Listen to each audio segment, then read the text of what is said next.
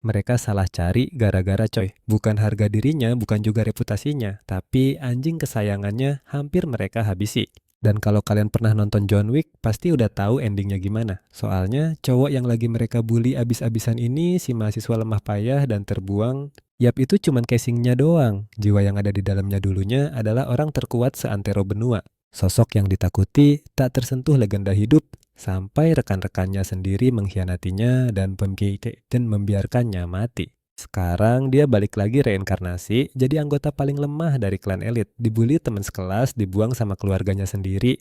Ingatan yang sama, insting tempur yang sama, harga diri yang sama. Jadi pas musuhnya udah kelewatan batas dan nyakitin satu-satunya hal yang dia lindungi, si mantan terkuat ini akhirnya berhenti nahan diri.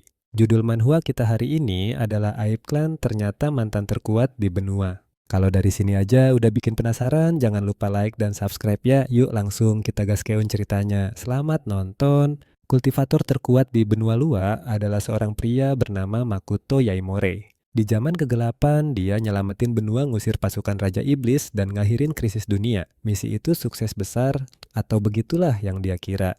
Tepat saat mereka siap buat rencana selanjutnya, darah pun tumpah. Makoto ditusuk dari belakang oleh dua orang yang paling dia percaya. Setelah nyelamatin dunia yang dia dapat malah pengkhianatan. Dia benar-benar gak ngerti. Sambil nahan sakit dan amarah dia nuntut jawaban. Dan sebelum kesadarannya hilang, dia bersumpah satu hal bahwa dia bakal nyeret semua pengkhianat itu ke neraka bareng dia. Lalu semuanya jadi gelap. Pas Makoto buka mata lagi, dia ternyata gak ada di neraka.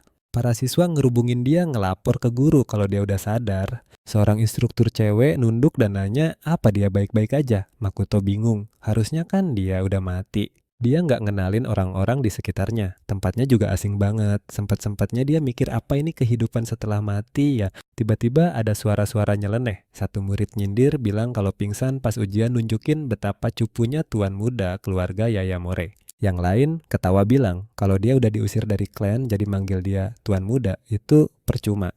Cewek yang lagi nempel sama cowok bernama Kitama bahkan gak ngelirik Makoto sama sekali. Dia cuma pengen ujiannya dilanjutin. Dia yakin Kitama bakal mecahin rekor lagi. Kitama senyum pede dan bilang pasti. Sang guru ngumumin kalau ujian dilanjutin. Dan detik itu juga segudang ingatan langsung membanjiri pikiran Makoto. Dia akhirnya paham. Dia bereinkarnasi. Ini bukan benua Luyua, ini dunia lain. Dan sekarang dia hidup sebagai Makoto Yayamore. Makoto ini lahir di keluarga terpandang. Tapi meridian di tubuhnya tersumbat. Tubuhnya lemah banget. Setelah orang tuanya meninggal, klannya nelantarin dia. Dia dibuang gitu aja. Beda sama benua Lua, orang-orang di dunia ini nggak tahu cara kultivasi. Ada energi di sini, kekuatan yang disebut Chi. Tapi manusia cuma bisa hidup di dalamnya doang. Mereka nggak tahu cara nyerapnya, nggak tahu juga cara pakainya. Tapi Makoto tahu, dia bisa langsung ngerasain energi itu. Tipis samar tapi terasa akrab. Dengan instingnya dia langsung mengalirkan Chi ke seluruh tubuhnya.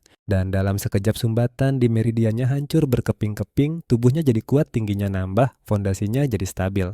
Dia udah kembali ke tahap pertama kultivasi. Tujuannya jelas, balikin lagi kekuatannya. Kembali ke benua Lua dan balas dendam ke semua pengkhianat. Tapi untuk sekarang dia harus gerak diam-diam. Tubuh ini masih di tahap 1, jadi dia mutusin buat pakai ujian ini buat ngetes batas fisiknya yang baru. Seorang teman sekelasnya nanya apa dia beneran baik-baik aja. Makoto dengan santai bilang mau ikut lari 100 meter. Para siswa langsung pada ketawa. Mereka ngingetin kalau abis ini giliran kita masih pemegang rekor sekolah. Udah pasti dapat rekomendasi ke universitas olahraga. Dengan kata lain, lawannya beda level banget. Kita mah nyeringai manggil Makoto sampah dan nanya apa dia akhirnya udah buang harga dirinya. Makoto nggak ngejawab. Dia tahu dia emang baru di tahap 1 kultivasi, tapi itu udah lebih dari cukup. Soalnya tubuh seorang kultivator punya kemampuan jauh di atas manusia biasa. Seorang siswa ngumumin pertandingannya. Makoto lawan Kitama. Nggak ada yang mau lari lawan Kitama, jadi Makoto yang maju. Mereka ngambil posisi. Instruktur ngangkat tangannya. Bersedia. Kitama fokus ke garis finish. Udah yakin banget bakal menang. Sinyal dibunyiin. Kitama langsung melesat ke depan. Makoto diam aja. Dia ngitung. 1, penonton pada ketawa. 2, makin banyak yang ngejek. 3 detik udah cukup. Makoto langsung tancap gas. Waktu para kultivator pertama kali muncul di benua Lu, mereka ngehancurin akal sehat dunia. Kecepatan, kekuatan, persepsi, semuanya jauh ngelampauin batas manusia. Cuman dalam beberapa detik Makoto udah nyusul, Kitama panik maksain badannya sampai batas maksimal, tapi percuma. Makoto ngitung lagi, 1, 2, 3. Dia ngelewatin garis finish, hening. Sang guru natap stopwatchnya, 9,88 detik, rekor baru. Kitama langsung jatuh berlutut, dia nggak percaya sama sekali. Sementara Makoto dengan tenang ngeanalisa kondisi tubuhnya. Dibandingin masa jayanya ini mah cuma seupil, tapi bakatnya itu loh sempurna banget, dan ini baru permulaan. Dan sekali lagi Makoto Yaamure pasang target buat balik ke puncak. Dulu sang kultivator Makoto Yaamure ini adalah yang terkuat seantero benua Lua. Cuman butuh 50 tahun kultivasi dia ngelewatin ribuan master. Di umur 65 dia udah nyampe tahap kultivasi ke-11 jadi penguasa mutlak di benua itu. Tapi abis ngusir pasukan Raja Iblis yang dia dapet, malah pengkhianatan. Dan sekarang Makoto malah bengong di toilet sekolah ngeliatin pantulan dirinya di cermin. Badan ini cupu banget. Kalau mau cepet-cepet balik ke tahap 1 kultivasi, dia butuh obat-obatan khusus. Tapi ada masalahnya bro, harganya itu loh mahal. Mahal banget gila. Pas dia ngecek rekening peninggalan pemilik asli badan ini, isinya miris banget jauh dari cukup. Ide berikutnya bikin jimat terus dijual. Tapi lagi-lagi kenyataan nampar dia. Duit buat beli bahannya aja kagak ada. Tapi satu hal yang pasti, demi balas dendam, dia harus cari duit gimana pun caranya. Nah pas lagi mikir gitu muncullah si Katama. Di belakangnya ada beberapa muka yang gak asing. Kitama kapten klub lari dan di sampingnya ada Haru Osaki kapten klub tinju. Mereka ketawa-ketawa sambil nyindir kelakuan Makoto tadi pagi. Terus si Katama ngomongin tujuan asli mereka datang. Uang keamanan bulan ini. Makoto langsung inget memorinya. Ternyata badan ini udah dipalakin bertahun-tahun. Duit yang diambil dengan alasan buat ngelindungin. Minggu lalu padahal baru aja dipalak. Si Kitama mulai curiga. Ada yang aneh dari Makoto. Jadi dia nyuruh Haru maju. Sampah kayak dia sekali pukul juga tumbang. Haru pun ngelayangin tinjunya. Makoto yang lama sih pasti cuma bisa nahan sakit. Tapi sekarang beda cerita. Makoto ngeles. Buat dia pukulan itu lambat banget. Dia langsung nge-counter tinjunya mendarat telak di rahang Haru. Dari sudut pandang kultivator kapten klub tinju mah cuman orang biasa. Sebelum yang lain sadar Makoto muter badan dan nendang Akira salah satu kroconya. Kepala Akira kebentur tembok. Dia langsung pingsan. Hota dan Katama membeku. Mereka nggak percaya sama yang mereka lihat. Makoto natap mereka dengan santai. Kalian takut? Kitama teriak nyuruh dia diem. Dia sama Hota langsung maju barengan. Makoto nangkep pukulan mereka berdua, terus dia ngeremes tangan mereka. Keduanya langsung teriak kesakitan. Makoto cuma senyum tipis. Jangan buru-buru, kita nikmatin pelan-pelan. Kita mah panik, dia ngaku salah mohon-mohon buat berhenti. Makoto langsung ngedorong mereka. Mereka mundur gemeteran. Tiba-tiba si Haru maksa bangun, mukanya penuh darah, matanya nunjukin amarah. Dia nyerang lagi. Makoto nggak ragu sama sekali. Satu pukulan, Haru langsung mental nabrak bilik toilet sampai hancur. Mukanya babak belur. Makoto natap mereka dari atas. Lain kali nggak bakal cuman begini. Katama teriak kalau dia itu monster. Hota buru-buru minta maaf. Katama mohon-mohon supaya dia nggak deketin lagi. Di saat itu Makoto ngomong lagi. Balikin punya gue. Mereka langsung diem. Awalnya mereka nggak ngerti. Tatapan Makoto jadi dingin banget. Barang-barang yang udah kalian ambil dari gue. Muka Katama langsung pucat. Dia janji bakal balikin semuanya nggak kurang sepeser pun. Habis ngumpulin duitnya, Makoto cabut. Begitu dia pergi, mereka langsung panik bawa Haru ke UKS. Makoto sadar dia agak keterlaluan, tapi dia juga tahu mereka nggak bakal berani lapor. Buat dia, sekolah itu ribet. Terlalu banyak orang, terlalu banyak mata. Dia bakal cabut kalau waktunya udah pas. Tapi buat sekarang, akhirnya dia punya duit. Cukup buat beli bahan-bahan kelas teri, cukup buat bikin jimat dasar, cukup buat ngambil langkah pertama menuju balas dendam. Jimat itu alat yang biasa dipakai sama kultivator level rendah. Dengan ngalirin energi spiritual ke bahan khusus, mereka bisa bikin barang dengan efek magis. Bahkan kultivator tahap 1 aja bisa bikin dengan gampang. Makoto mutusin buat nyoba, hasilnya sukses besar. Dia berhasil bikin setumpuk jimat masing-masing bersinar dengan warna beda-beda. Kalau dia bisa jual semuanya, dia akhirnya bakal punya duit. Cukup buat beli bahan-bahan obat. Cukup buat nyari tempat yang pas buat kultivasi. Tapi kenyataan emang gak semudah itu. Makoto masih mentok di tahap 1 pemurnian Ki. 3 minggu berlalu dan gak ada satupun jimat yang laku. Orang-orang ngeliatinnya dengan curiga. Ada yang ngejek, ada juga yang langsung pergi gitu aja. Suatu hari pas lagi jogging, Makoto dengar suara gedebuk. Dia noleh dan lihat seekor anjing tergeletak di pinggir jalan. Badannya luka parah, darah ngebasahin bulunya. Anjing itu ambruk tepat di depannya. Kelihatannya sih abis ketabrak mobil. Makoto cuma ragu sesaat.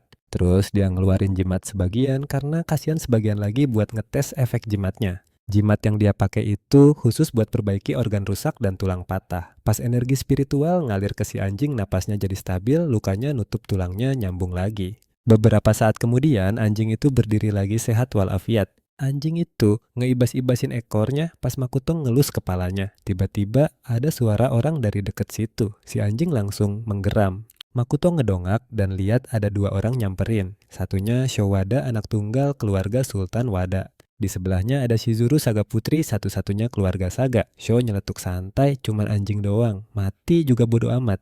Shizuru langsung kaget. Dia nyemprot nanya kenapa cowok itu ngomong gitu, padahal kan dia yang ngajak ke sini. Dia nyuruh Sho buat bawa anjing itu ke rumah sakit. Tapi habis itu mereka sadar ada yang aneh. Anjingnya baik-baik aja coy, malah duduk anteng di pelukan Makoto. Shizuru jelas melongo. Seingat dia, barusan anjing itu penuh darah. Dia langsung natap Makoto dan nanya, "Lo apain anjing ini?" Mata Sho langsung nyipit nanya siapa Makoto. Makoto malah salfok sama tas yang dibawa Shizuru. Ada logo rumah sakit di sana. Dia langsung kepikiran sesuatu. Ini bisa jadi kesempatannya. Dia pun ngeluarin sebuah jimat. Mata Shizuru auto melotot pas lihat jimat pelindung itu. Tanpa basa-basi Sho langsung pasang badan di depannya dan nuduh Makoto penipu. Sho ngomporin biar Shizuru nggak percaya sama omongannya Makoto. Malah dia nyoba ngefitnah Makoto yang udah nabrak anjing itu dari awal. Tapi Shizuru nanya satu hal yang bikin Sho kicep. Jimat ini bisa buat manusia. Dia nanya lagi dengan ragu.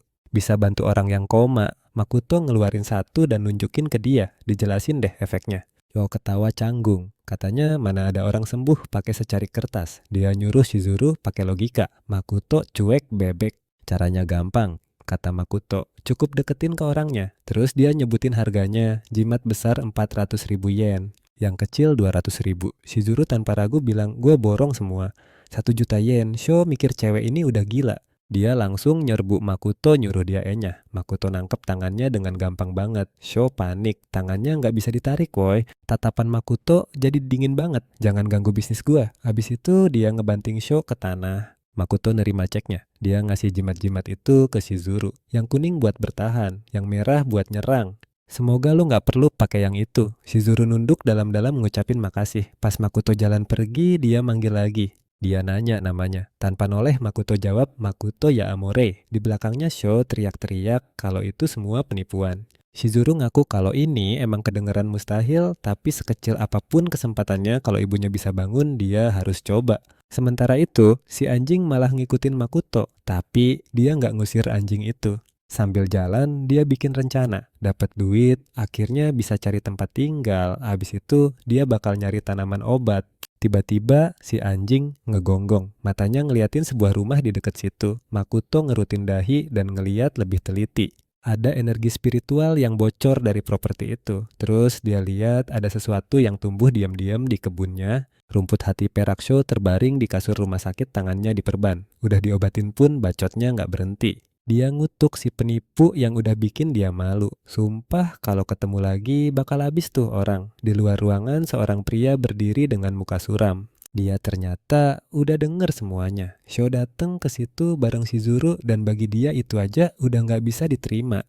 Pria ini adalah Kenji Suga, anggota Dewan Kota Kongai dan bokapnya Shizuru. Dia marahin anaknya, abis-abisan nuduh dia ketipu omongan penipu, katanya udah bikin malu keluarga. Dari lorong suster-suster pada ngegosip. Mereka ketawa kecil, bilang kalau anak pejabat ternyata nggak pinter-pinter amat. Shizuru ngepalin tangannya. Dia bilang mau coba sekali lagi, cuma sekali. Ini kesempatan terakhirnya. Dia nolak buat nyerah gitu aja. Kenji langsung meledak. Dia teriak nyuruh Shizuru berhenti. Katanya abis ini anaknya pasti bakal nyembah dewa, nggak nyangka anaknya sepolos ini. Di momen itulah Shizuru balas ngomong. Dia nanya balik emangnya ayahnya udah ngapain. Dia nyindir betapa jarang ayahnya jenguk ibunya yang udah koma lama banget tapi jarang didatengin. Dia ngaku nyesel nggak bawa ibunya ke rumah sakit lebih cepet dan dia nggak terima ayahnya bilang udah ngelakuin yang terbaik. Dia ngomong terang-terangan kalau ibu meninggal ayah juga bakal bersikap seolah nggak ada apa-apa dan hidup normal lagi. Kenji ngangkat tangannya emosi. Dia hampir nampar, tapi tangannya berhenti di udara. Dia sendiri kaget sama kelakuannya. Sesaat kemudian dia nurunin tangannya. Mukanya jadi kaku.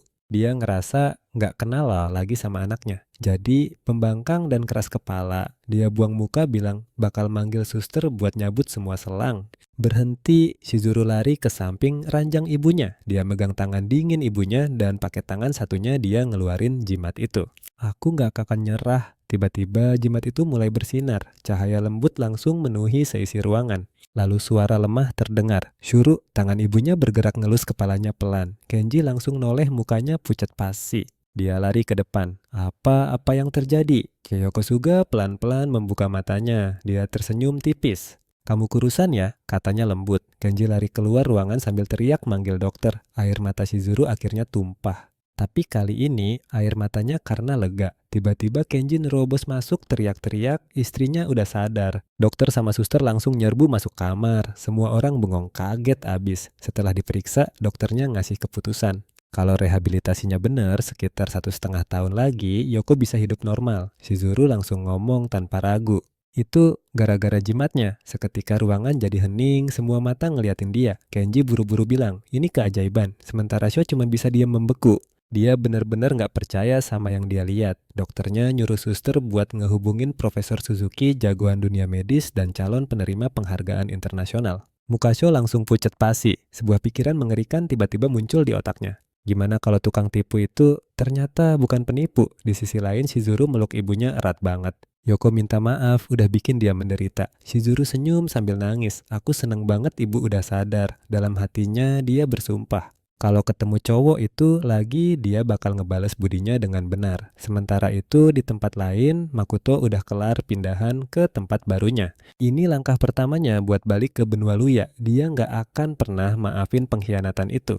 Dan gak akan pernah ngelupainnya. Tapi pertama-tama dia harus nyampe tahap pemurnian Chi level 11. Buat itu dia butuh mata air roh dan material spiritual. Hari pembalasan dendamnya makin deket. Makoto bisa ngerasain itu dengan jelas. Energi spiritual di dunia ini perlahan-lahan memudar. Kalau terus-terusan begini, kultivasi bakal jadi mustahil. Dan kalau itu terjadi, dia bakal terjebak selamanya. Biar bisa bebas dari batasan ini, dia butuh tempat atau barang yang kaya energi spiritual. Biasanya sih cuma mata air roh atau material spiritual langka yang bisa ngatasin masalah itu. Makanya dia kaget banget nemu rumput hati perak tumbuh di kebun rumah orang. Rumput hati perak itu bukan tanaman biasa, itu adalah material spiritual. Beda dari tanaman obat, material spiritual dipakai buat bikin pil dewa yang bisa naikin level seorang kultivator. Kalau dia bisa bikin pil jui pakai buah rumput hati perak nyampe tahap pemurnian Chi kedua bukan lagi hal mustahil.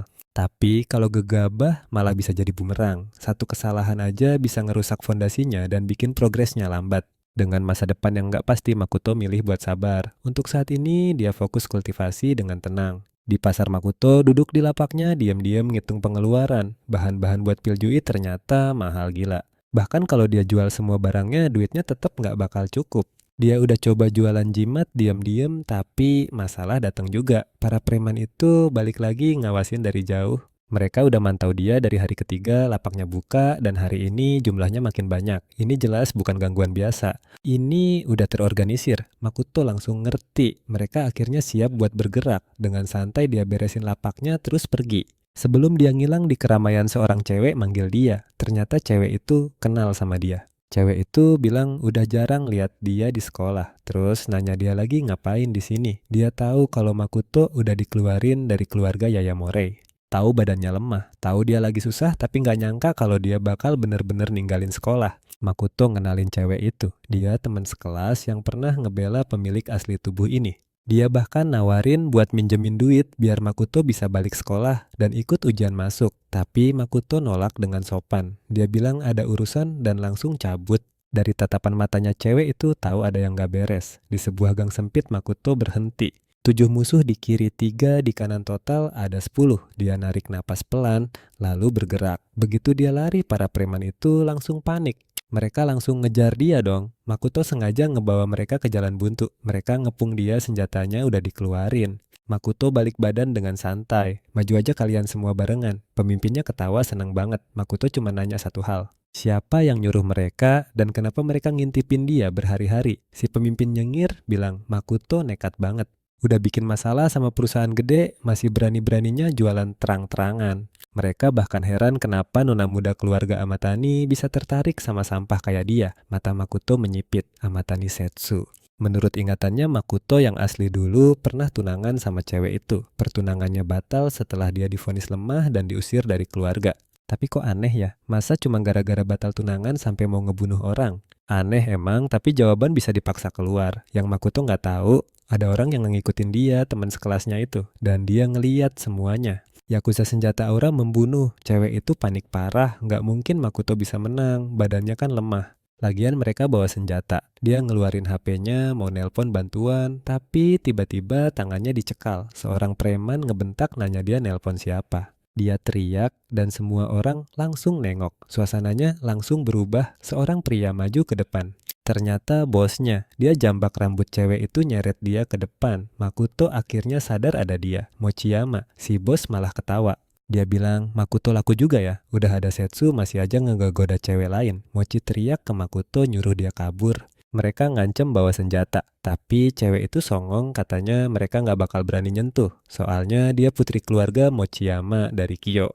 Para preman itu ngakak sok keras. Si bos deketin mukanya. Kalau lo mati di sini, bisiknya nggak bakal ada yang tahu. Tiba-tiba pisaunya berkilat. Muka cewek itu langsung pucat pasi. Si bos nyeringai, salahin aja kebodohan lo sendiri. Saat itulah Makoto bergerak. Wush, dia tiba-tiba muncul di samping mereka langsung nonjok pergelangan tangan si bos. Kelang pisaunya jatuh ke tanah. Makoto ogah cari perhatian. Dia langsung narik kepala si bos terus ngehantem ke tembok. Duak Mochi cuma bisa melongo.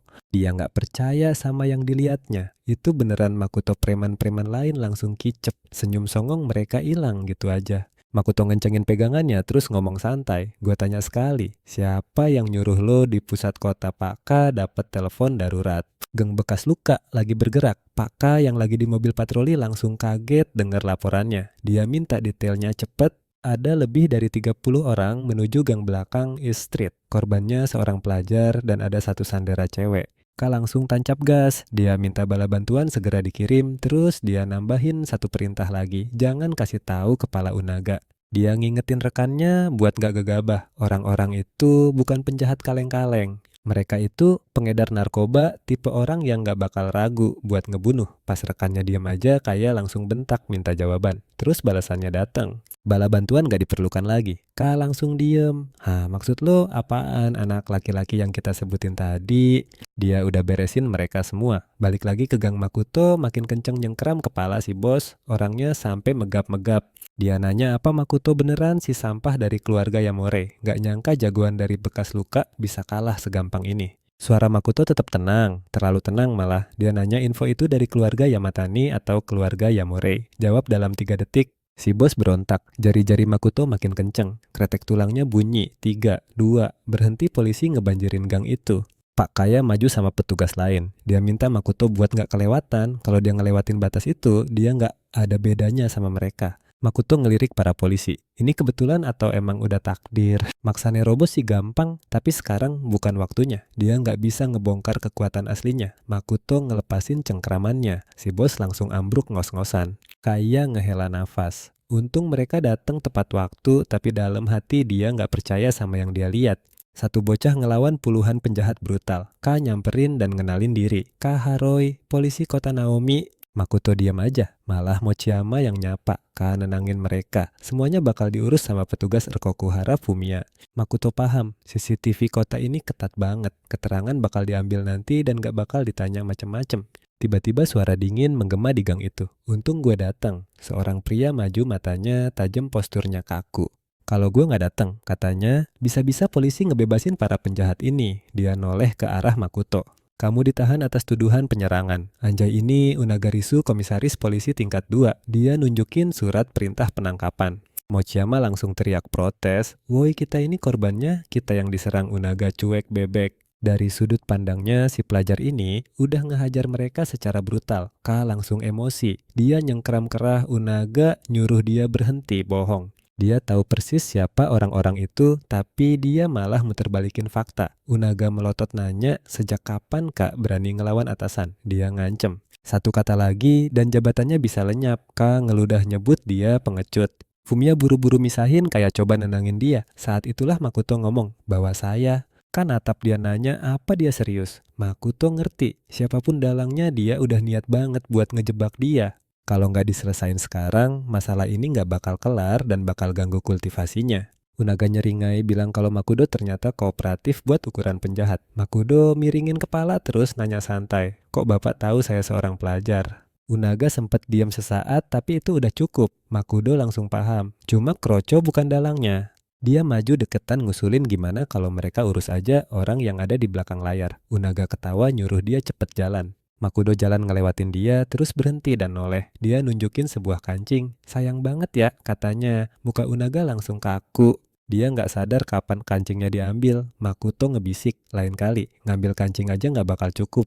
Unaga ngerekam momen itu di otaknya. Di tempat lain, di dalam fasilitas penahanan seorang napi duduk ngehadap tembok. Seorang penjaga ngegebrak jeruji narik perhatiannya. "Lo bakal kedatangan tamu," katanya. Makoto ya amore, terus perintahnya keluar. Simple dan dingin. Pastikan dia nggak keluar dari sini hidup-hidup. Makoto digiring masuk ke selnya. Begitu pintu ditutup, dia langsung ngerasain. Tatapan benci hawa membunuh. Orang-orang di dalam sini bukan buat temenan. Mereka di sini buat ngeroyok dia. Menurut Makoto ini lucu. Di ujung sel ada satu orang yang duduk tenang. Dia nggak kelihatan nafsu, nggak kelihatan gelisah, yang justru bikin dia paling menonjol. Makoto ngamatin dia. Oh, jadi itu orangnya. Pria itu akhirnya ngomong. Katanya udah lama dia ngikutin satu aturan. Dia nggak pernah sudi nyentuh orang biasa. Buat dia mereka itu cemen banget. Nggak level gitu loh. Posisinya selalu menjulang di atas yang lain. "Gue dibayar buat ngehabisin lo," katanya santai. "Nama gue Faki Zenji." Dia nyaranin Makoto buat berhenti ngelawan. Katanya sih cuma bakal bikin sakitnya lebih lama. Makoto miringin kepala. "Lo anak buahnya siapa?" Sejak Zenji berdiri, Makoto udah ngerasain tekanan tajam yang nusuk banget. Kondisinya emang lagi lemah, tapi dia tetap bisa ngenalin aura itu. Rayatsu, Zenji nyengir licik. Dia niat nyelesain ini dalam sekejap. Dia bergerak, tapi Makoto udah ngilang. Mata Zenji melotot. Hah, sebuah tangan langsung mendarat di mukanya. Disusul suara Makoto. "Lo salah paham. Yang lemah di sini itu lo." Makoto ngehantam dia sampai nyungsep ke lantai. Getarannya mengguncang seluruh sel. Zenji bereaksi cepat. Dia nangkep kaki Makoto dan nariknya kencang. Makoto kelempar ke seberang ruangan, tapi dia muter di udara dan mendarat dengan mulus. Zenji cuma bisa berdecak kesal. Ternyata dia udah ngeremehin lawannya. "Oke," geramnya. "Gue ajarin lo yang bener." Makoto berdiri di deket pintu sel. Dan sekali lagi, dia lenyap. Detik berikutnya, tinjunya udah nancep di perut Zenji. Suaranya berat, Bu. Badan Zenji langsung nekuk. Dia nabrak tembok dengan keras. Hantaman itu bikin napasnya sesak. Darah muncrat dari mulutnya. Sebelum dia sempat pulih, Makoto udah ada di atasnya. Zenji cuma bisa ngangkat tangan seadanya dan langsung mental kena tendangan. Debu ngepul di dalam sel, betonnya sampai retak. Zenji berusaha keras buat berdiri. Darah ngucur di mukanya, badannya udah bonyok-bonyok. Dia ngumpat kasar, terus nyerbu maju. Makoto dengan gampangnya menghindar dan balas nyerang. Satu pukulan lagi, lebih dalam lebih berat. Zenji kehempas ke tembok lagi. Kali ini dia nggak bisa bangun. Mata Zenji dipenuhi kebingungan. Ini apaan? Ini nggak mungkin. Tapi Makoto udah ada di sana berdiri tepat di depannya. Makoto ngangkat tinjunya terus menghantam ke bawah. Dua ar lantai di bawah mereka langsung hancur. Retakannya menjalar kayak jaring laba-laba. Zenji batuk-batuk parah. Darah tumpah dari mulutnya. Air mata ngalir gitu aja tanpa bisa ditahan. Makoto nyengkeram kerah bajunya. Suaranya tenang tapi dingin banget. "Siapa dalangnya?" Terus dia nambahin, "Satu hal lagi. Dari mana lo dapet Rayatsu itu?" Sementara itu, Unaga ngegebrak mejanya. Telepon masih nempel di telinga, mukanya panik dan ketakutan. "Monster macam apa itu?" teriaknya. Suara di seberang telepon ngejawab santai. "Dia itu cuma produk gagal dari keluarga Yamore. Cuman orang gak penting yang harusnya bisa diberesin dengan gampang." Unaga mengertakkan giginya. Dia diingetin buat gak usah khawatir. Mereka udah ngirim Reuters orang-orang terbaik dari Ryuda. Kalau semua lancar, Unaga bakal direkomendasiin ke Tuan Ima. Dan cuma dengan cara itu, dia bisa jadi kepala polisi tingkat 3 di distrik Baoan. Unaga nelen ludah. Dia ngingetin orang di telepon Hashimoto buat gak lupa sama janji itu. Di lain sisi, di dalam sel tahanan, Makoto duduk tenang di depan Zenji. "Lo masih gak mau ngomong?" kata Makoto. Udah digebukin kayak gitu, nyali lo gede juga. Zenji ketawa lemah. Dia ngaku, dia udah ngeremehin Makoto. Orang kayak Makoto itu emang di luar jangkauan orang biasa. Kata-kata itu narik perhatian Makoto. Orang biasa Zenji mulai cerita. Beberapa tahun lalu di Ryuda, dia ketemu seorang kakek tua. Cuman pakai satu tangan, si kakek ngendaliin Chi dan ngebela pohon raksasa jadi dua. Biksu tua itu ngasih dia sebotol cairan yang dia sebut air dewa. Zenji minum air itu sedikit demi sedikit selama bertahun-tahun. Pelan-pelan badannya berubah jadi sesuatu yang beda. Makoto langsung ngerti yang disebut air dewa itu adalah cairan roh. Reki, kalau Ryuda beneran punya mata air roh, Makoto pengen lihat sendiri. Mata air roh cuma bisa terbentuk di tempat yang penuh sama energi spiritual. Lama-kelamaan energi itu memadat jadi cairan dan akhirnya jadi mata air. Di benua luas setetes cairan roh aja harganya tak ternilai. Makudo nanya hal yang paling jelas. Kalau lo udah ngelampauin manusia biasa, kenapa masih nurut sama mereka? Muka Zenji langsung muram. Dia ngejelasin anak gue kena penyakit ALS. Biaya pengobatannya gede banget. Air dewa itu nggak bisa nyembuhin penyakitnya. Cuma bisa bikin anaknya bertahan hidup. Jadi dia butuh duit, butuh waktu, butuh kesempatan apapun buat nemuin obat yang beneran. Makoto paham, ALS itu bisa diobati. Gue mungkin bisa nyembuhin anak lo, kata Makoto. Zenji langsung kaget. Dia pikir dia salah dengar. Makoto ngejelasin, cairan roh dengan konsentrasi tinggi itu bahaya buat orang biasa. Bisa ngerusak badan kalau salah pakai. Tapi dengan teknik yang benar, kekuatan penyembuhannya bisa disempurnain dan dilipat gandakan. Makoto ngeluarin sebuah jimat. Zenji cuma bisa melongo ngeliat Makoto mengaktifkannya. Luka-luka di sekujur tubuhnya langsung hilang. Rasa sakitnya lenyap, napasnya kembali normal. Mata Zenji terbelalak, Makoto natap dia dengan tenang. Lo punya dua pilihan. Kasih tahu gue siapa dalangnya dan gue sembuhin anak lo. Atau lo mati di sini. Zenji senyum tipis. Udah dia duga Makoto emang bukan orang sembarangan. Dia akhirnya nyebutin nama Hashimoto Chos. Kebanyakan orang manggil dia Chos. Di tempat lain, seorang pria pirang nutup telepon sambil mencibir. Unaga jadi penakut cuma gara-gara bocah gagal Yayamore. Pria ini adalah Hashimoto Kos, pemilik kosan klub. Dia noleh ke tamunya terus nanya sopan mau daging apa minuman.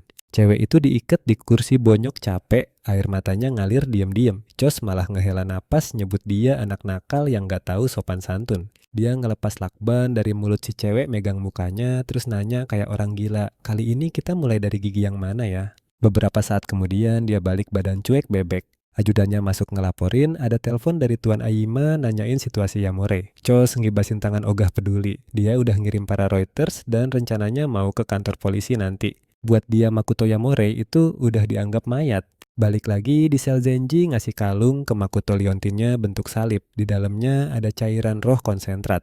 Kalau dipercikin ke rumput hati perak, bisa maksa tanaman itu langsung berbuah. Biji-bijinya bisa diolah jadi pil jui yang bakal bikin Makoto nembus tahap kedua pemurnian Ki. Makoto nerima kalung itu. Ini barang yang bener-bener dia butuhin. Zenji pun ngasih peringatan. Mulai sekarang, Chos bakal ngincer dia langsung. Dan semua orang yang jadi target Chos, nasibnya nggak pernah bagus. Tapi Makoto kelihatan santuy.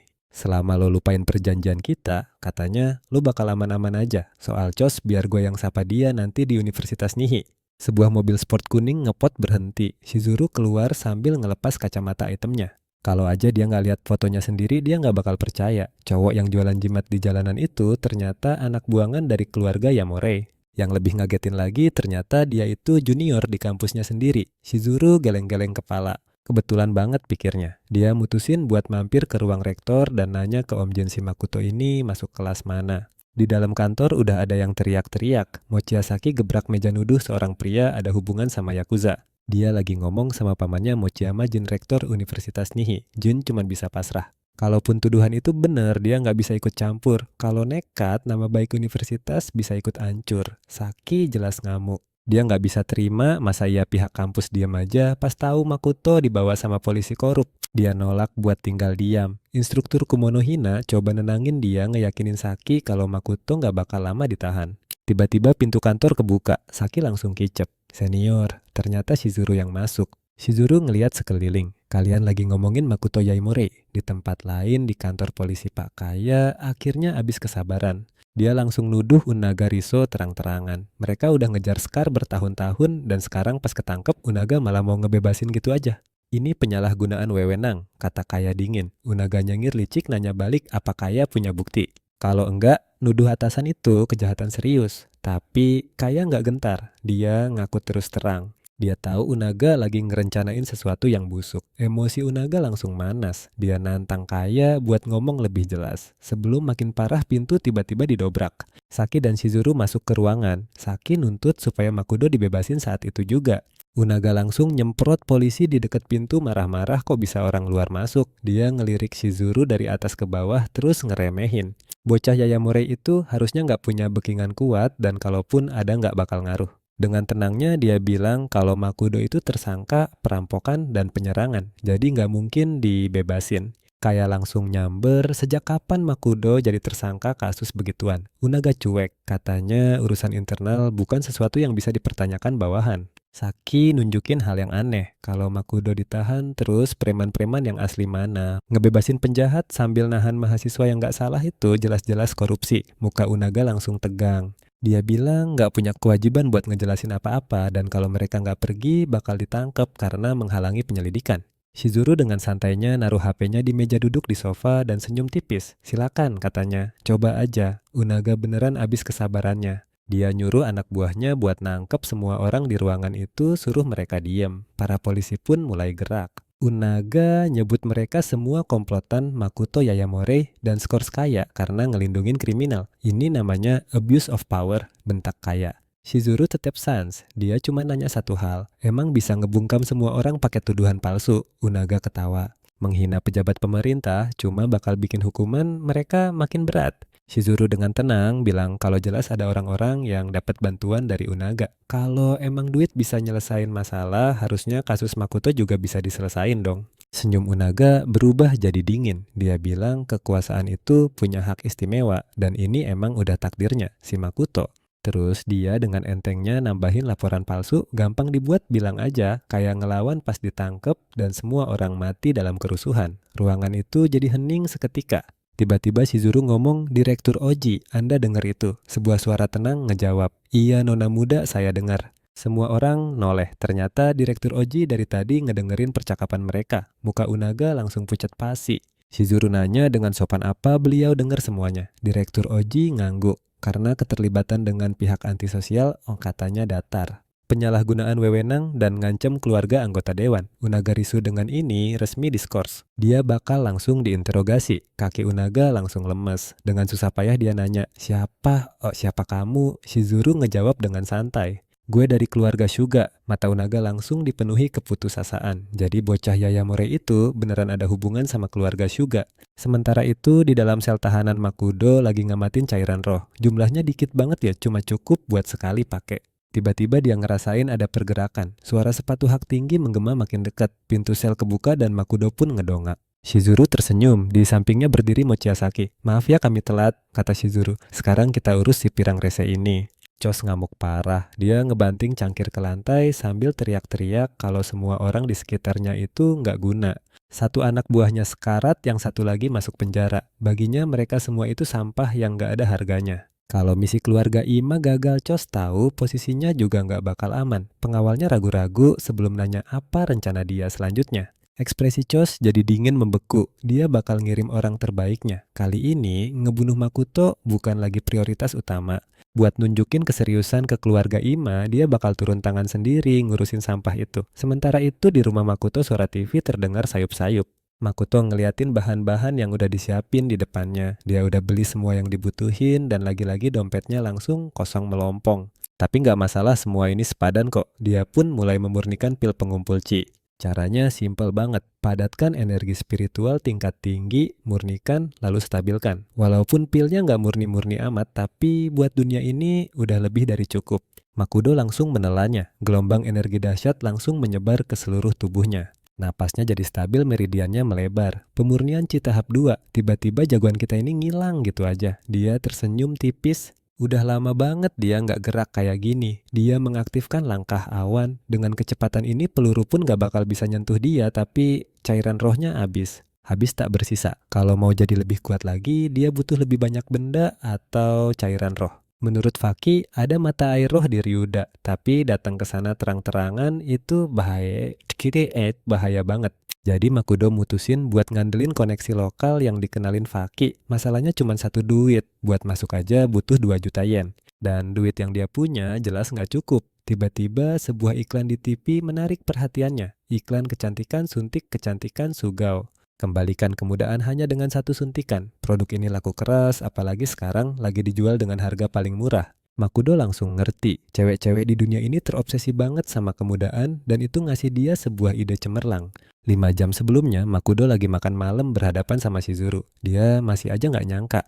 Cewek ini ternyata putrinya anggota Dewan Suga. Pantesan aja dia bisa langsung nelpon kepala polisi. Shizuru ngaku kalau dia mau minta tolong. Makoto naikin satu alisnya. Tolong apa? Dia nanya apa? Makoto tahu gedung Sugawo perusahaan kosmetik terbesar di kota Nihi.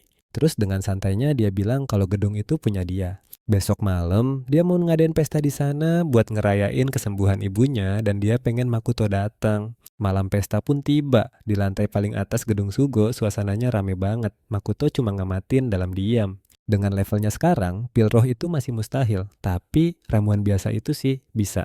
Contohnya pil Juyan pil kelas rendah yang umum di benua luar dan banyak dipakai sama kultivator cewek. Tapi di sini jual 3 atau 4 pil aja bisa dapat 2 juta yen dengan gampang. Kesempatan emas ada di depan mata. Waktunya beraksi. Tante Shizuru Eno Hoshisu dan pamannya Shiro Hoshisu nyamperin dia. Mereka nyinyir bilang kalau cewek umur 30-an itu udah nggak muda lagi, udah waktunya mikirin nikah.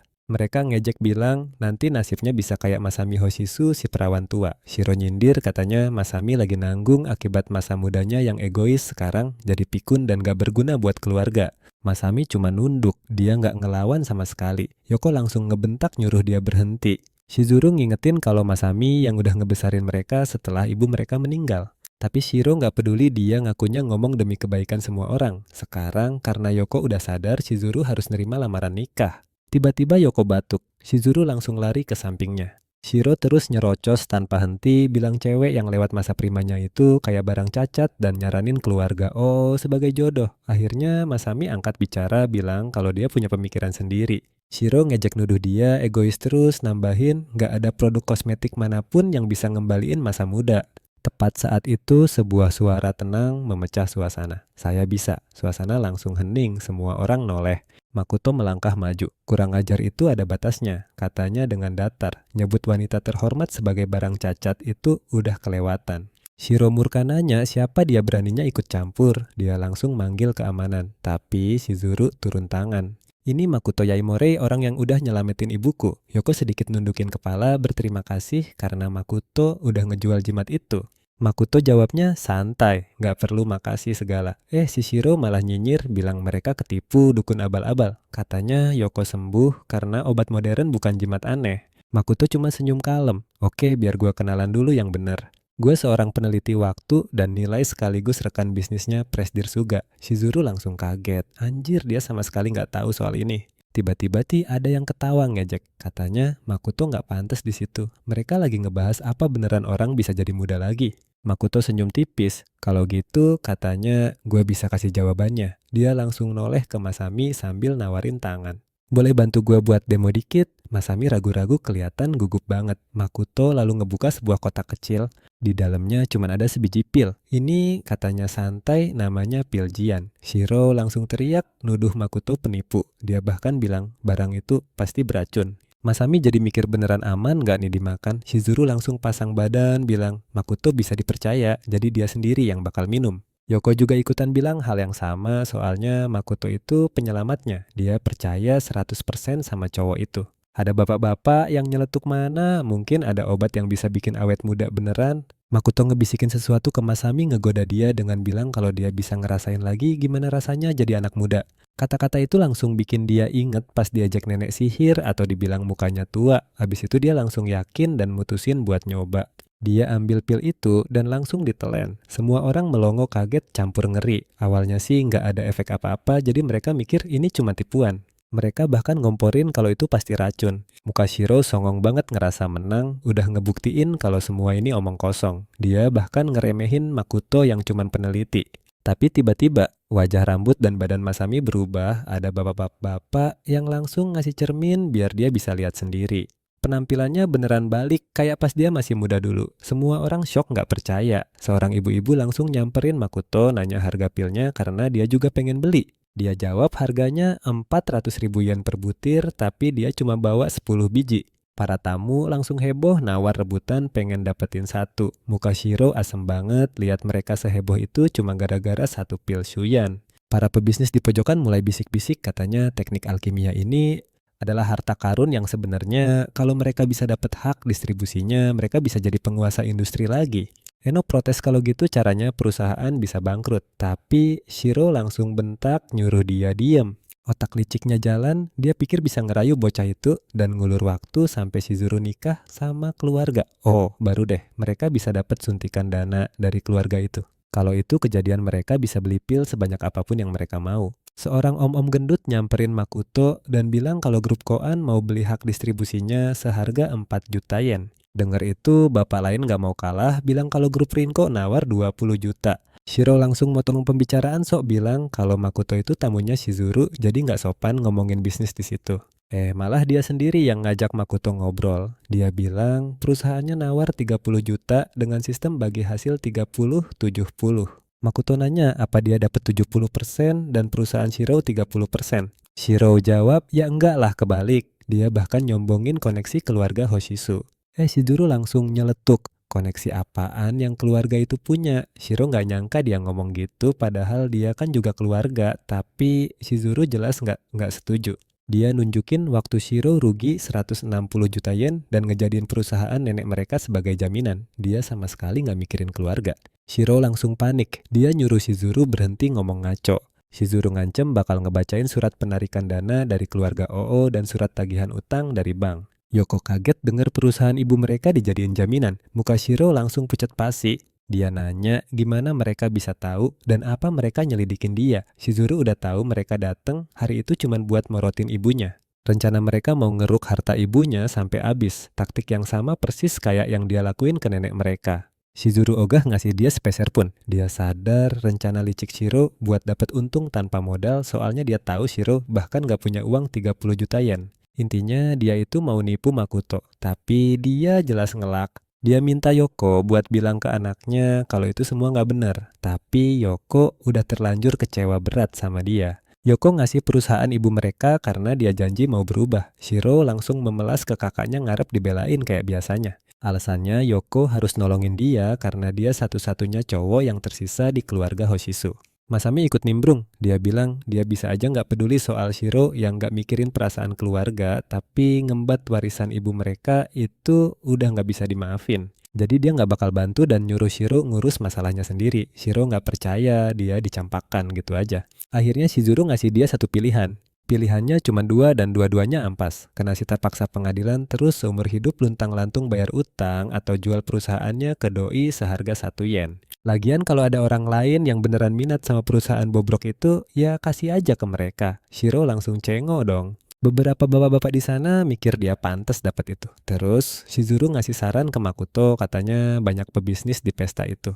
Kalau butuh dia bisa kenalin ke beberapa orang. Dia nambahin buat hak distribusi pilnya 40 juta yen itu harga yang pas dan dia bisa dapat 80% keuntungannya. Tapi orang-orang di sana itu isinya hiu semua, jadi dia harus pinter-pinter milih. Doi juga bilang kalau soal bisnis dia ngerasa aman banget kalau udah di tangan Makoto.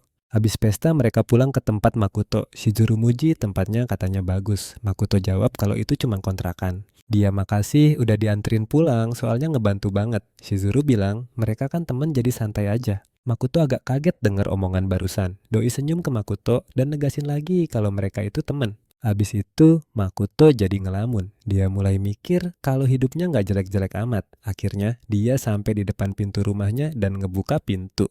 Di dalam gelap banget. Cahaya bulan nyorot ke pintu masuk dan di situ kelihatan anjingnya tergeletak berlumuran darah habis ditusuk di bagian tengah badannya. Mata Makoto seketika merah menyala, amarahnya meledak, ekspresinya berubah dingin dan serem abis. Dia bingung ini sebenarnya ada apaan sih? Cowok yang ngintilin Makoto nelpon Chos ngelapor kalau Makoto udah pulang dan cewek yang bareng dia kayaknya pacarnya. Chos langsung nyuruh dia buat nangkep cewek itu.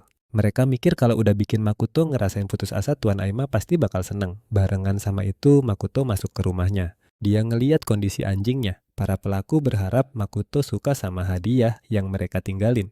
Dia langsung lari nyamperin anjingnya dan ngecek kondisinya. Nafasnya masih ada jimat penyembuh, harusnya masih bisa nyelamatin. Tapi tanpa dia sadar, ada orang di langit-langit nunggu buat nyergap. Orang itu lihat kesempatan dan langsung loncat buat nusuk dia. Bahu Makoto hampir aja kena, tapi dia tiba-tiba ngilang. Dan dalam sekejap dia nyerang balik, nendang muka orang itu sambil megang anjingnya yang udah diselamatin. Orang-orang yang ngumpet di belakang perabotan langsung keluar pada bingung sama kejadian barusan. Dia naruh anjingnya dan nyuruh buat sembunyi. Cowok yang barusan dia tendang darahnya ngucur dari tengkoraknya. Makoto ngeliat ternyata musuhnya bawa temen. Dia natap mereka, tajam energi ungu berkobar di belakangnya sambil ngomong dingin satu-satu atau mau barengan. Para kroco itu langsung nyerbu mau ngehajar dia sampai bonyok, tapi mereka nggak ada niatan buat ngebunuh. Makoto berhasil ngindarin sebilah pisau. Dia ngangkat tangannya, energi ungu berputar kenceng di kepalan tangannya siap buat nyerang. Dia ngeraih muka lawannya dan ngehantem langsung ke bawah. Saking kencengnya senjatanya sampai kelempar dari tangan orang itu. Yang lain langsung diem kaku natap dia dengan muka penuh ketakutan. Itu korban pertama yang dia jatohin. Satu lagi maju sambil teriak, nyuruh dia jangan sombong. Makoto nunduk buat ngindarin pisaunya. Terus dia muter tangan cowok itu bikin dia teriak kencang. Habis itu dia nyekek lehernya. Dia baru ngelepasin pas orang itu udah pingsan. Itu orang kedua yang dia beresin. Para penyerang ganti strategi, mereka mau nembak tangan dan kakinya. Dor-dor, tapi gokil Makoto bisa ngehindar sambil terus deketin mereka. Rencananya dia bakal hajar semuanya sampai mereka mau ngaku. Sementara itu Chos lagi nyiapin alat-alat siksanya. Dia ngambil pisau bedah sambil ngomong ke sanderanya ngaku kalau awalnya dia ngira cewek itu cuman bocah biasa. Dia nggak nyangka kalau cewek itu adalah wanita idaman semua pria di kota Kongai. Dia ngenalin kalau cewek itu Shizuru Suga, anak dari anggota Dewan Kenji Suga. Tangan dan kakinya dirantai di meja dan mulutnya ditutup pakai lakban. Tiba-tiba dia dapet telepon. Dia nanya apa mereka berhasil ngebunuh Makoto, tapi yang jawab malah Makoto sendiri. Makoto bilang anak buahnya nggak bakal bisa bangun lagi. Makoto juga ngakuin kalau cara dia ngasih kejutan lumayan juga. Chos ngungkapin kalau anaknya anggota dewan ada di tangannya. Pas Makoto denger itu, tatapan membunuh langsung muncul di matanya. Dia bilang dia bakal dateng, jadi mending cewek itu dilepasin. Dia ngingetin jangan bawa-bawa orang yang gak bersalah. Chos malah ngatain dia bocah. Dia ngasih waktu 40 menit. Lewat dari itu dia bakal nunjukin ke seisi kota Kongai gimana cara dia ngukir cewek itu. Masalahnya lokasinya nggak dikasih tahu. Dia mau Makoto nyari sendiri. Panggilan pun berakhir. Makoto ngegenggam HP-nya kenceng banget sampai retak. Dia langsung berangkat nyari kos. Sementara itu Chos mutusin buat bikin video teaser dulu. Dia nyabut lakban dari mulut Shizuru. Dia keganggu pas denger suara berisik dari luar. Dia buka pintu dan nanya ke penjaga ada apaan.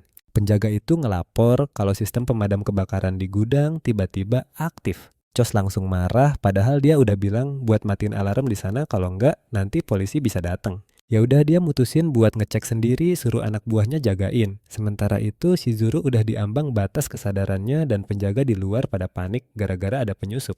Bruek satu penjaga mental ke pintu sampai pintunya hancur lebur. Si cewek coba ngintip dan cuma bisa manggil nama Makoto. Flashback sejam yang lalu Zenji lagi di atas motornya bro.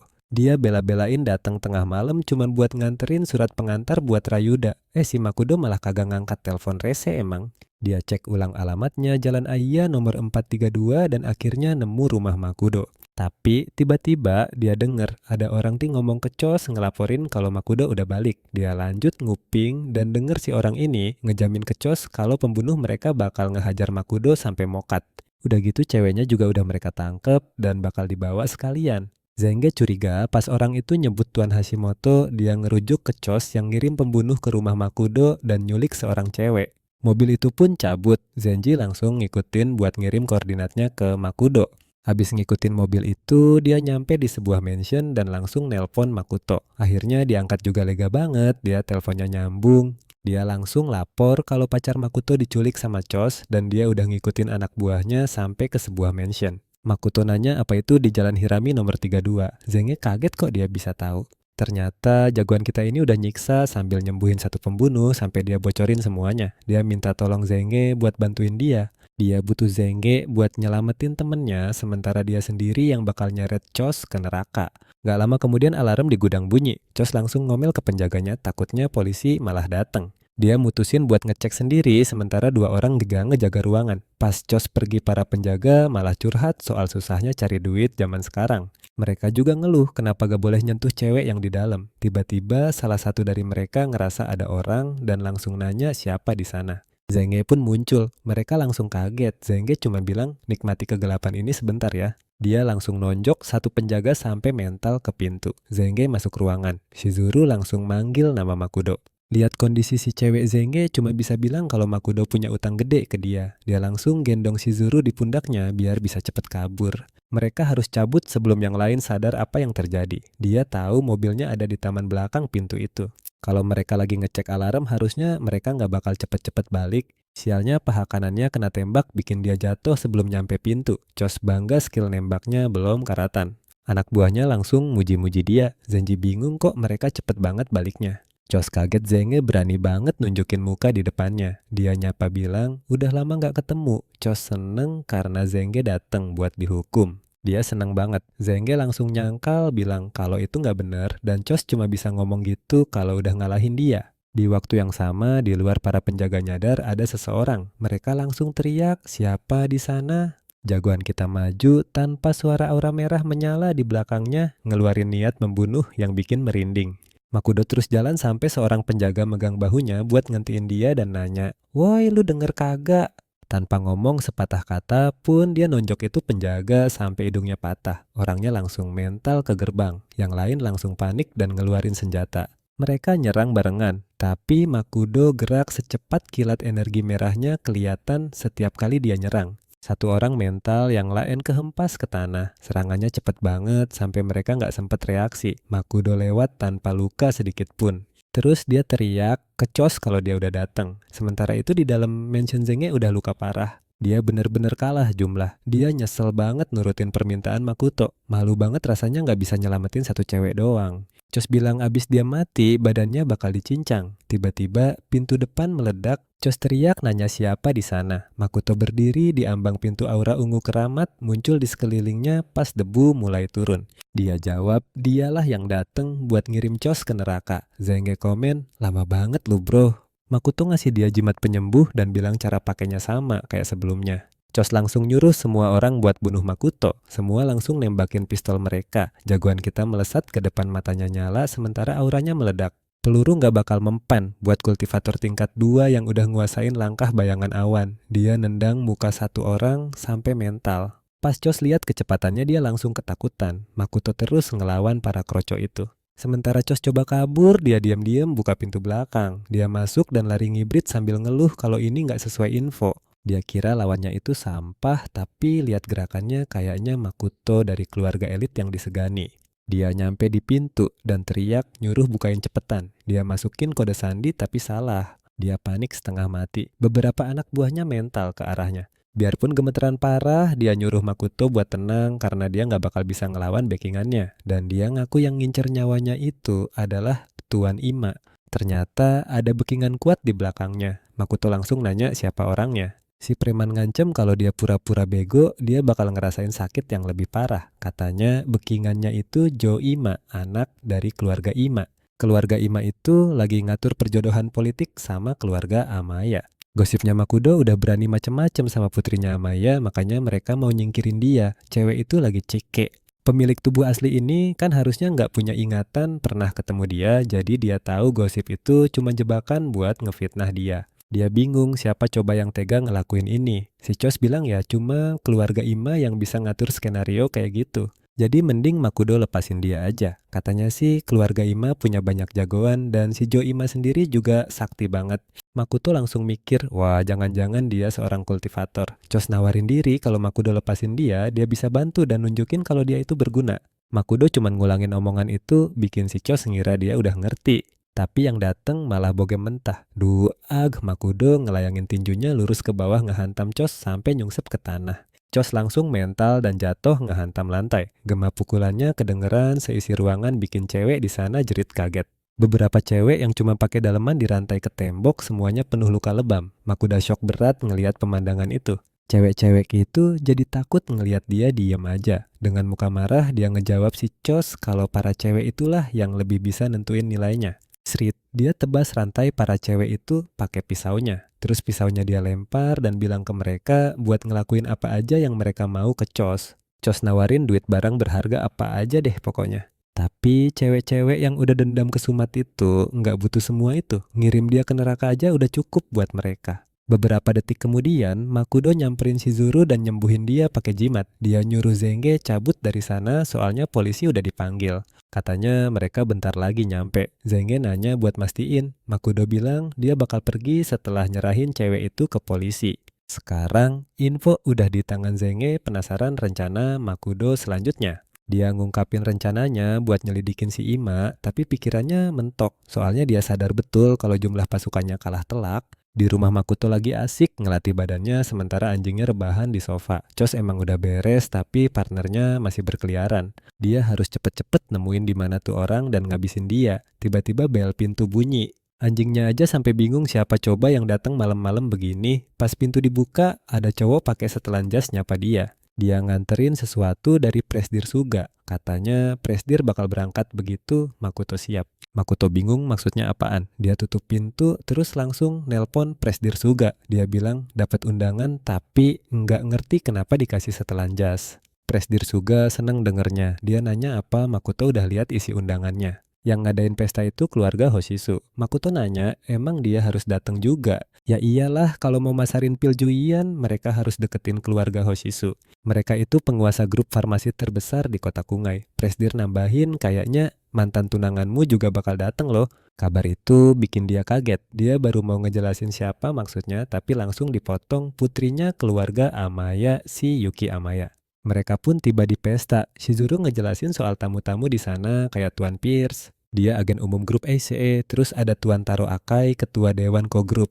Dua-duanya itu kelas kakap yang ngendaliin dunia bisnis kota Kongai. Makoto jadi mikir jangan-jangan mereka juga mau deketin keluarga Hoshisu. Shizuru nyeletuk Makoto ini lahir di keluarga bangsawan, tapi kok nggak sadar ya sehebat apa kekuatan mereka. Cuman jadi kerabat keluarga Amaya aja udah bikin semua orang mati-matian pengen bangun koneksi. Apalagi ini putrinya keluarga Amaya yang sebentar lagi bakal datang. Pas mereka lagi deket pintu kepala keluarga Hoshisu masuk dan di sebelahnya ada Nona Yuki. Makudo langsung ngerasain energi spiritual dari cewek itu. Dia mikir apa cewek ini mantan tunangan si pemilik tubuh asli, dia jadi waspada. Nana Hoshisu, kepala keluarga Hoshisu, sekarang ngelambai pas mereka lewat sementara Yuki Amaya putrinya keluarga Amaya cuma nunduk. Makudo jadi bertanya-tanya apa jangan-jangan dia seorang kultivator, dia penasaran apa dunia ini punya metode kultivasi yang unik. Dan dia bahkan nggak nyoba nyembunyiin energi spiritualnya yang artinya dia pede abis. Makudo nebak cewek itu pasti kenal si Ima, jadi dia berencana buat nanya nanti. Shizuru dengan ceria nyapa tantenya Nana. Nana sadar dan nanyain kabar ibunya. Dia dengar ibunya baru aja sadar, jadi dia bilang Tuhan pasti ngejagain ibunya. Shizuru makasih atas perhatiannya dan ngabarin kalau ibunya udah pulih sedikit demi sedikit.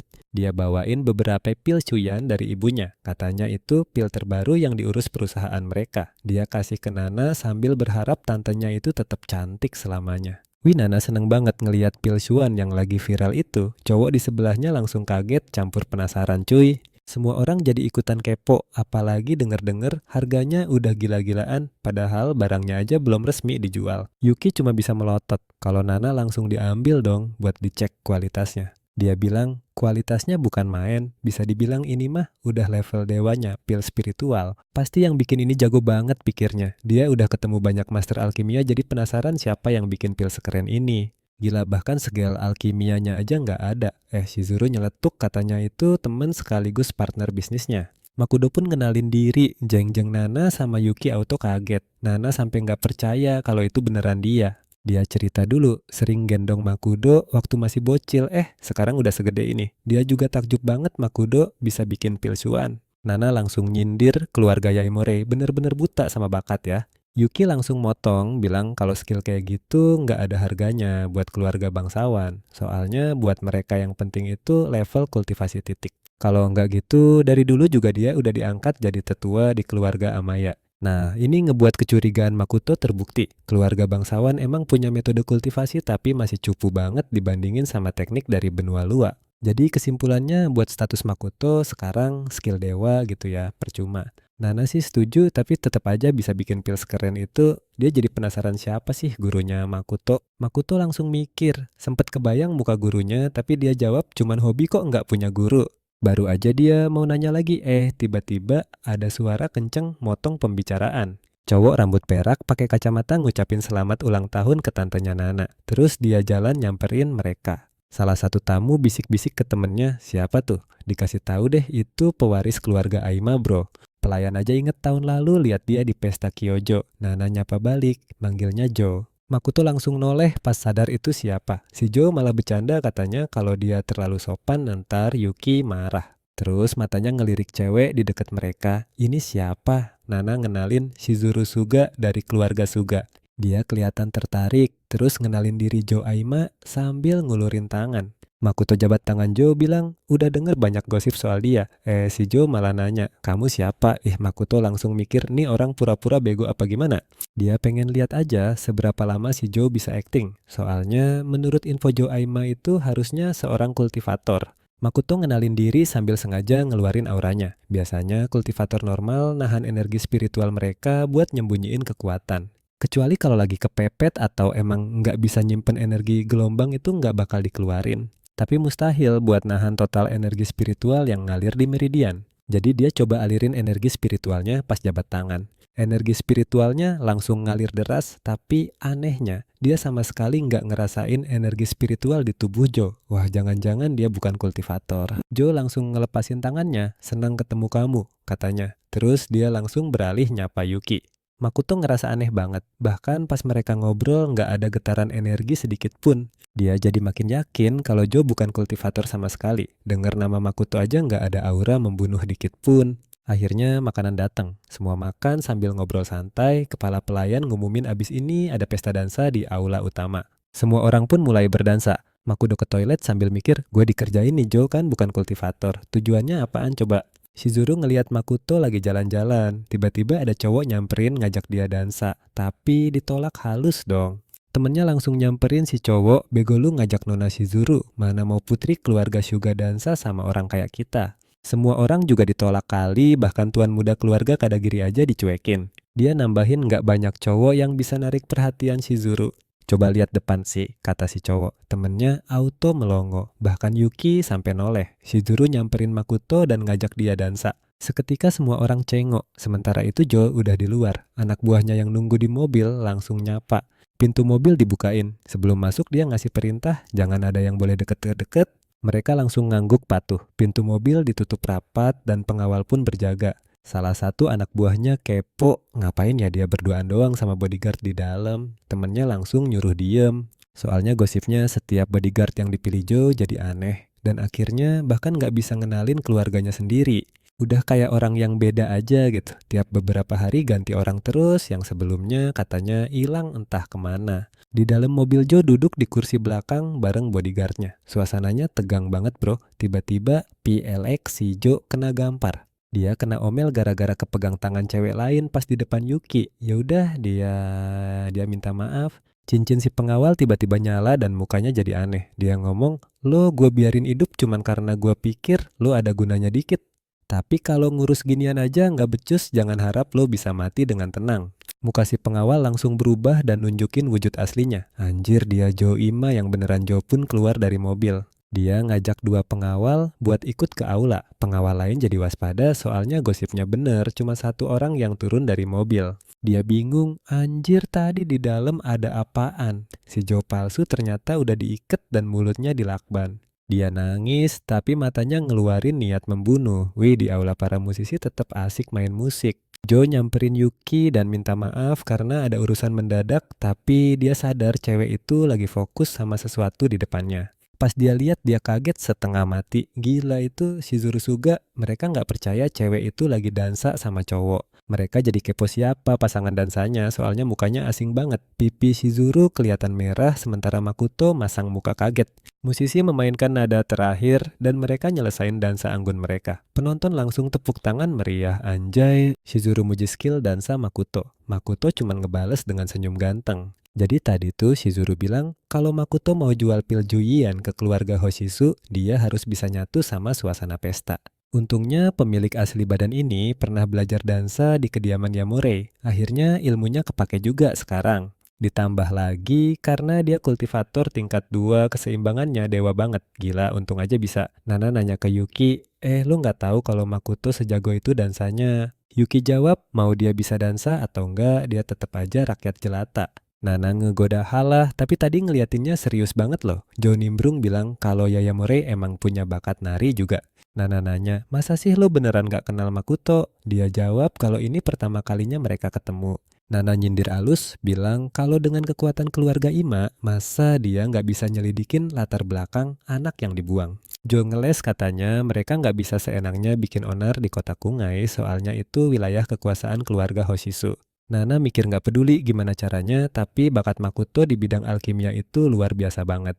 Makanya dia pengen ngehubungin potensi itu ke masa depan. Dia sadar kalau dia nggak bisa ngebiarin Makoto berkeliaran bebas lebih lama lagi. Jo ngerasa omongan Nana itu kayak ancaman. Kalau aja nggak ada Yuki, udah dari tadi dia beresin cewek itu bareng sama si sampah Makoto. Mereka mulai ngegosipin cowok yang sama si Zuru. Mereka baru tahu kalau dia itu dari keluarga Yayamore. Terus mereka ingat kalau dia itu mantan tunangannya Yuki. Gila, mereka nggak nyangka Makoto nekat dateng. Padahal tahu Jo juga bakal hadir. Ada satu cowok nyeletuk, dikit lagi si Makoto dapat hadiah yang bukan kelasnya, kalau gue sih nggak bakal tahan.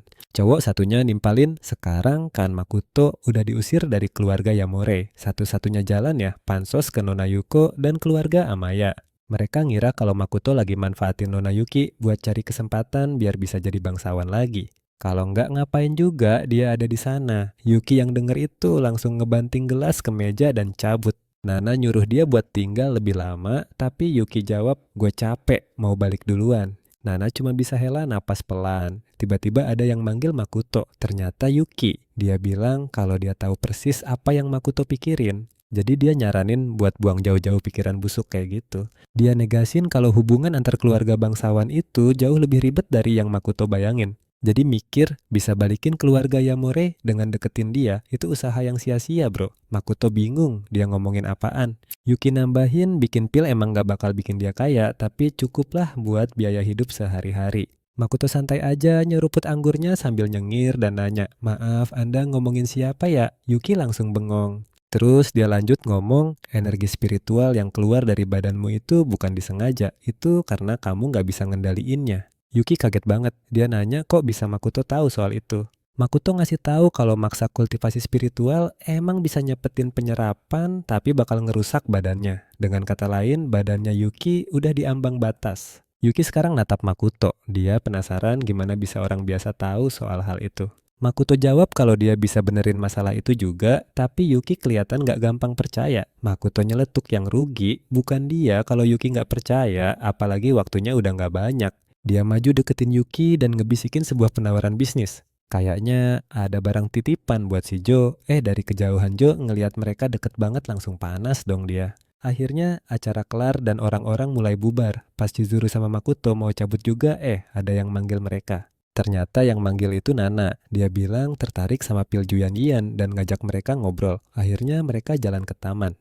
Seorang kepala keluarga Hoshizu sampai turun tangan Makoto langsung ngeh kalau tujuannya bukan cuman pil Juyan doang. Terus si Nana bilang gak usah formal-formal, panggil aja tante. Tapi Makoto nolak soalnya dia kan udah bukan bagian dari keluarga Yamore. Dengar itu si tante malah bilang kalau dia sama Yuki mirip banget.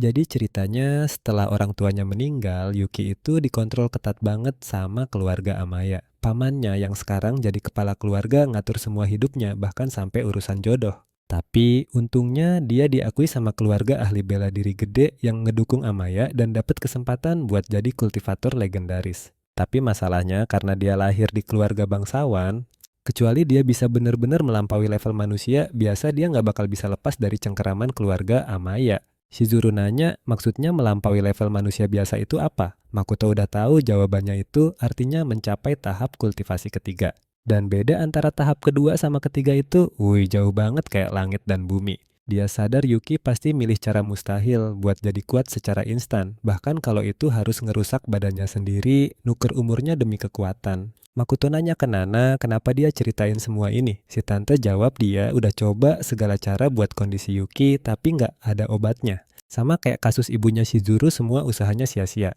Tapi dia pengen banget nyelamatin Yuki, dia sendiri nggak bisa bikin pil Juan, tapi skillnya Makoto jauh lebih dewa dari semua ahli pil yang pernah dia temui. Makanya dia mikir, mungkin masih ada harapan. Shizuru kaget kok bisa Tante Nana, ketua asosiasi obat tradisional, lebih percaya Makoto daripada dokter beneran. Bener juga sih, Makoto kan bisa bikin jimat selain pil. Shizuru langsung sadar kultivator legendaris yang dia maksud itu ya si Makoto sendiri. Dibandingin sama benua luar metode kultivasi di sini, emang primitif banget. Nana ngaku kalau dia juga tertarik sama pil Juyannya Makoto. Jadi mewakili keluarga Hoshisu, dia mau ngajak bisnis bareng. Shizuru nyeletuk kalau Tante Nana gabung, untungnya bisa naik 10 kali lipat. Si Tante bercandain Shizuru matre banget.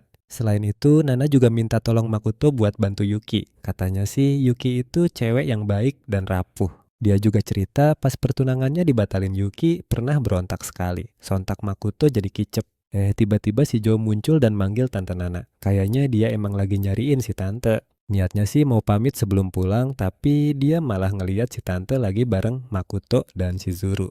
Dia ngucapin makasih ke Makoto buat hari itu dan bilang, seneng kalau bisa ketemu lagi. Sambil ngulurin tangan, Makoto jawab sama-sama. Pas mereka salaman, Makoto ngerasa ada yang aneh. Dia ngerasain energi spiritual keluar dari tubuh Jo. Beberapa saat kemudian, Jo balik ke mobilnya. Pas masuk, pengawalnya bilang ada hadiah dari Nona Yuki. Jo senyum tipis. Pas kotaknya dibuka, isinya kupu-kupu kertas. Dia bingung ini maksudnya apaan coba.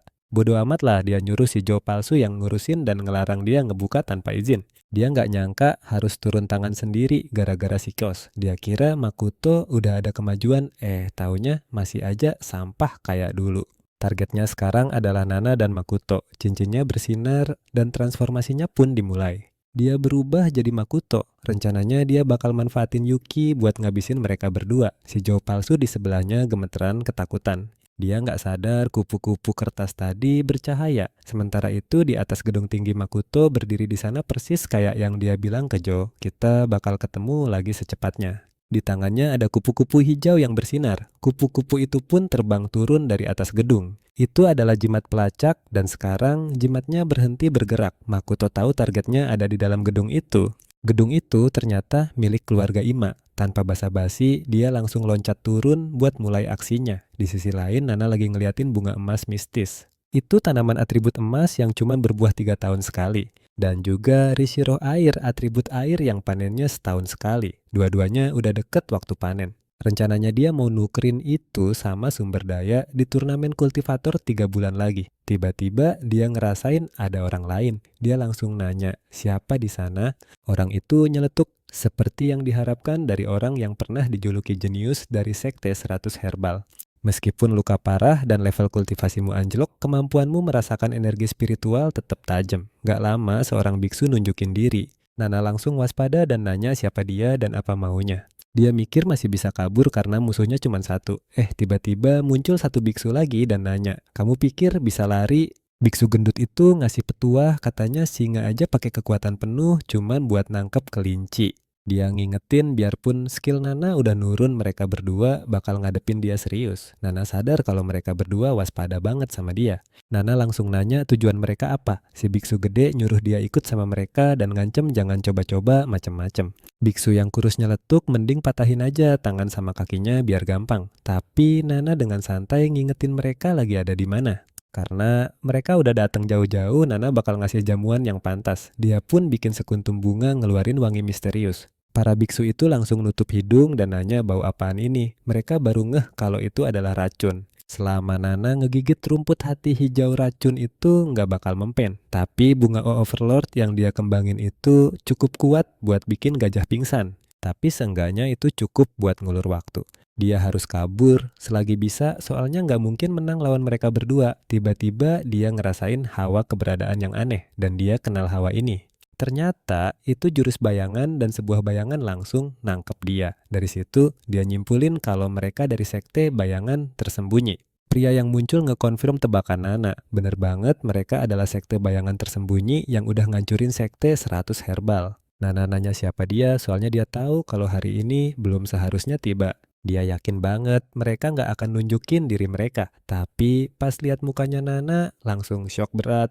Dalam hati dia mikir, ini kan karakter utama kita. Tapi ternyata ini cuma Joima yang lagi nyamar. Sementara itu, para penjaga udah pada ngantuk. Akhirnya waktunya ganti shift. Salah satunya ngajak cari makan. Temennya nyaranin buat nge-hotpot aja. Ngomong-ngomong soal makanan, salah satu penjaga penasaran si Joe di dalam kamar lagi makan apaan.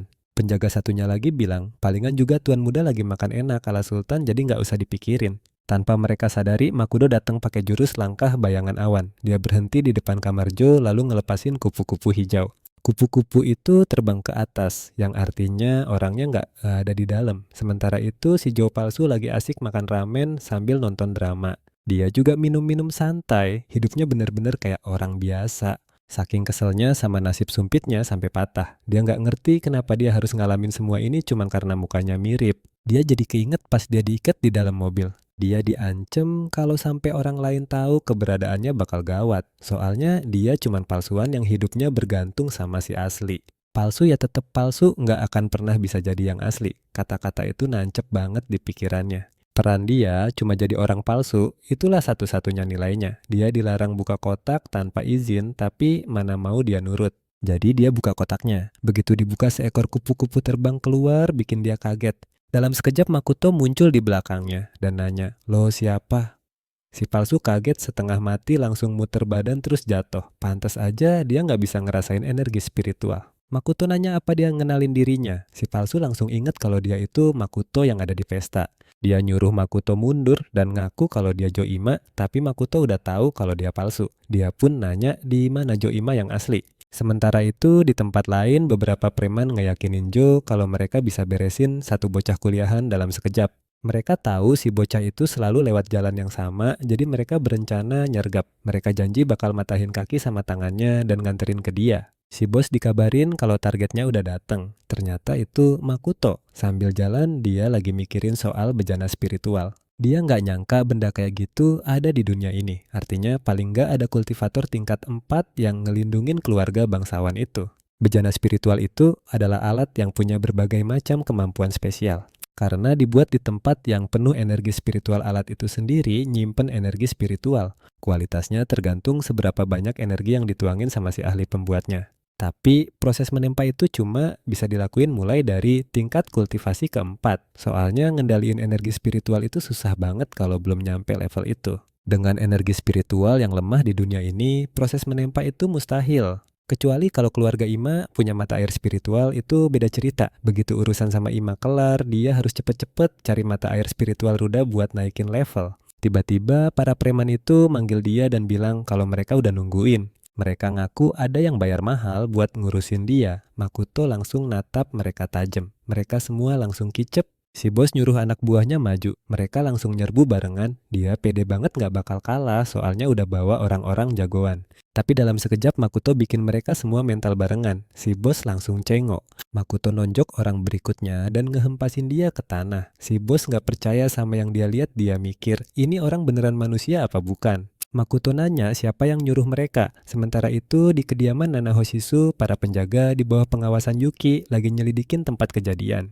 Yuki dikasih lihat rekaman CCTV atap. Sekitar jam 1 pagi, dua biksu aneh muncul dan nyerang Tante Nana. Sayangnya rekamannya putus di situ, tapi mereka yakin 100% Tante Nana diculik. Total penyerangnya sih 3 orang, tapi cuma muka satu pelaku yang kelihatan jelas. Dan gokilnya itu muka si Makuto yang juga datang ke pesta. Saat Yuki langsung nyamperin lokasinya Makuto. Mukanya udah serius banget dapat alamat dari temennya. Begitu lihat fotonya Yuki, yakin gak salah alamat. Gila aja dia gak nyangka Makudo senekat itu ngincer tantenya. Seorang anak buahnya nongol di pintu nanya Yuki ada urusan apa. Yuki langsung to the point minta ketemu sama Makudo. Tanpa basa-basi Yuki langsung nuduh mereka penculik tantenya. Bukannya diusir, dia malah diantar masuk baik-baik. Sambil jalan masuk, dia lihat banyak anak buah lagi ngerawat taman. Anehnya penampilan mereka semua kayak orang-orang biasa. Nah, si Makudo lagi nyantai di kursi taman, dikasih minum sama anak buahnya. Yuki yang lihat itu langsung teriak manggil dia. Yuki langsung ngegas nyuruh anak buah Makudo bebasin tantenya. Kalau nurut masalah ini bakal dianggap selesai. Makudo auto cengok, nggak ngerti apa ya, Pak. Yuki terus nyecer kenapa dia nyulik Tante Nana. Ekspresi Makudo langsung serius. Dia coba ngelurusin, jadi Tante Nana diculik dan kamu nuduh aku. Yuki langsung ngegas, nggak usah acting deh, gue punya bukti. Dia pun nunjukin rekaman videonya. Tepatnya tanggal 20, 5 bulan 3, tahun 2020 2 jam 1 lewat 23 pagi. Makudo langsung sadar ada yang nyamar jadi dirinya buat nyulik Tante Nana. Pria di video itu kelihatannya pakai semacam pusaka spiritual. Dia curiga jangan-jangan ini akal-akalan Joe buat misahin dia sama Yuki. Yuki yang udah ngumpulin kekuatannya langsung nuntut bibinya dibebasin. Sambil ngancem dia bakal ngasih pelajaran pakai kekuatan kultivator. Tapi Makudo santai aja bilang, mana mungkin dia ke rumah Tante Nana jam 1:30 pagi. Dia bilang kalau Yuki nggak percaya suruh tanya aja anak buahnya Joe yang ada di rumah. Muka Yuki langsung campur aduk antara kaget sama kalah telak. Bos preman tadi nunjukin riwayat chatnya sama Joe. Ternyata bener semalam mereka ngiranya itu Makudo. Dia ngejelasin kalau rencananya mereka mau ngehajar Makudo terus dibawa ke Joe. Yuki langsung nanya, terus gimana cara dia ngejelasin rekaman dari kamera?